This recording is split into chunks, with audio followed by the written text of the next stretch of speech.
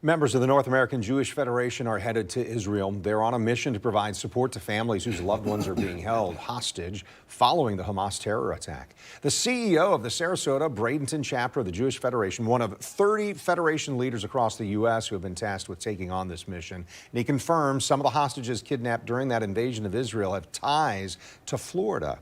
News 4 Jax reporter Eric Avignon joining us now in studio to explain what the families of hostages can expect when Federation members arrive there in Israel. Yeah, this is a really big deal, Kent, for them to have to go over there. Now, those Federation members will act as a liaison between the families of hostages, families of victims, and the government officials. They are also raising money to support trauma relief and help those families rebuild homes that were destroyed during the invasion by Hamas terrorists. The families of people reported missing and presumed to be hostages following the Hamas terror attack in Israel will soon get help. We'll be on the ground. Sarasota Bradenton Jewish Federation CEO Shep Englander is one of 30 leaders of Jewish Federation chapters in the U.S. that is headed to Israel. And we will be meeting with families of the 220-something hostages, individually and in groups, to understand what they're going through and to talk to them about how we can help. And I can only assume there are quite a few family members here in Florida that has someone who has been taken hostage.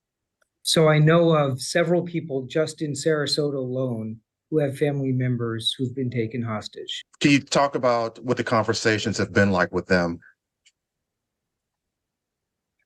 Well, the conversations are about who will help them and how will we make this a priority, and what will it take for them to see their children. There is a 4-year-old who was taken hostage, and there were 80-year-olds.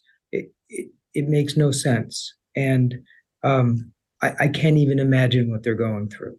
Within the past 48 hours, Hamas militants have claimed that Israeli airstrikes in Gaza have killed 50 hostages. Although the claims have not been verified, fears of Hamas using hostages as human shields to prevent retaliatory attacks have not gone unnoticed. Have some of the families you've spoken with, have they come to terms with the reality that their loved one may be used as a human shield? I don't think anyone can come to terms with that. I know I couldn't. The idea that terrorists are using my child as a human shield, how could anyone accept that?